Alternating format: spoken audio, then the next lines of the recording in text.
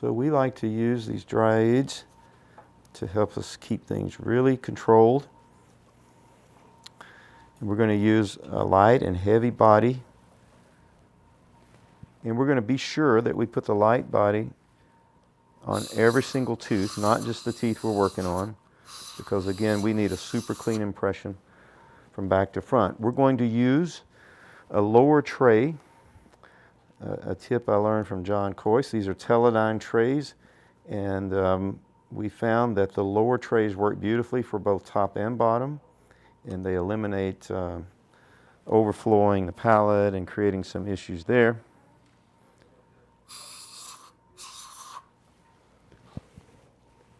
Okay, dear, open real wide for us here.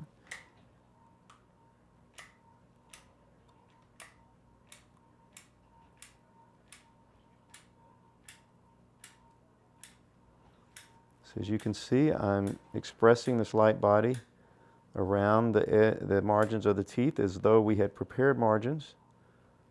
But in fact, we don't have prepared margins.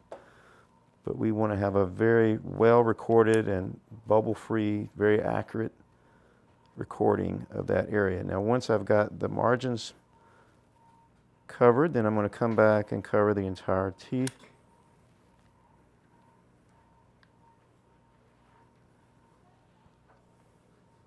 Like so.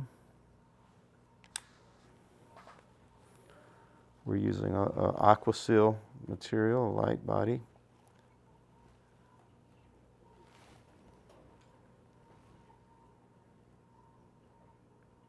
The heavy body part of this is a Genie brand.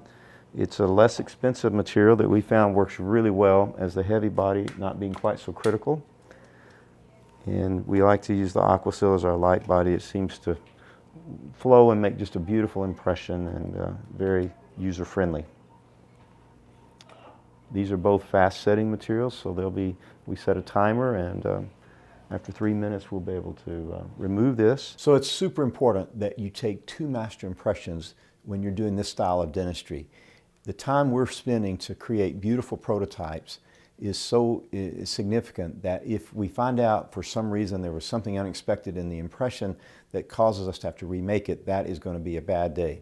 So just go on and capture your 2 master impressions right in the beginning, and then we'll always have a backup and we'll be safe there.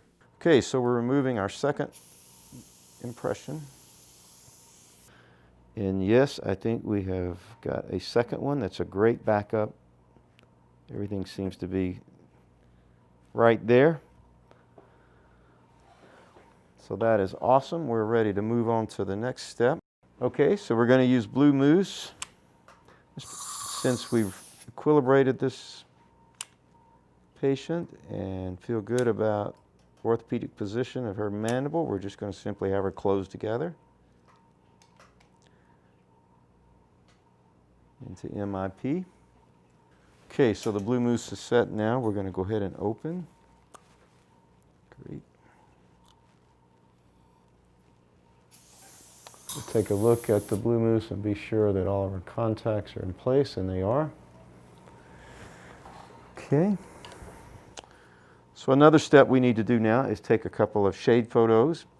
We do not like to call these stump shade, which would be the conventional terminology, but rather these are the pre-existing shade colors that, once again, our ceramist will need to know as he's choosing his color palette to end up with the final end result we're looking for.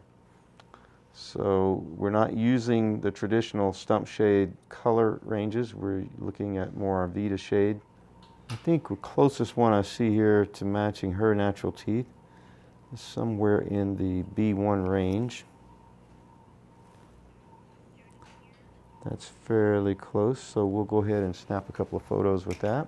Another simple point or two is to be sure that your shade guide is in the same plane of reference as the teeth, and then to be sure when you take your picture that the ceramist can read the actual letter and number of the shade guide. Otherwise, it's the mystery color. No, I think that there's a fear factor involved with most dentists. They don't really understand that you can make thin veneers that look like real teeth.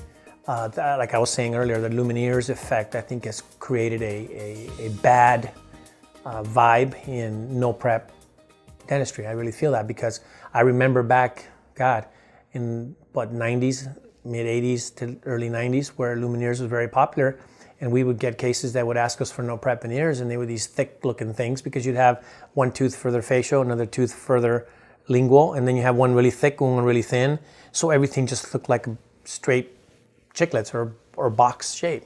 So a lot of people, when they see the ones that we've been doing, they say that's impossible, that case was prepped.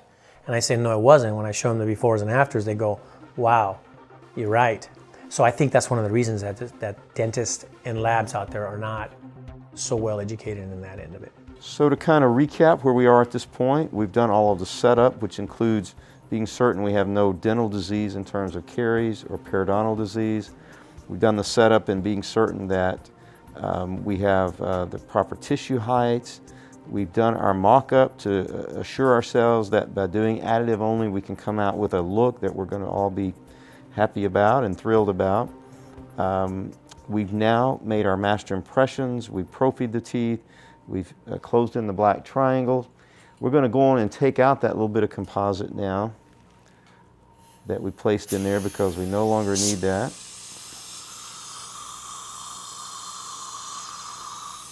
As we get ready to build our prototypes, which is our next step.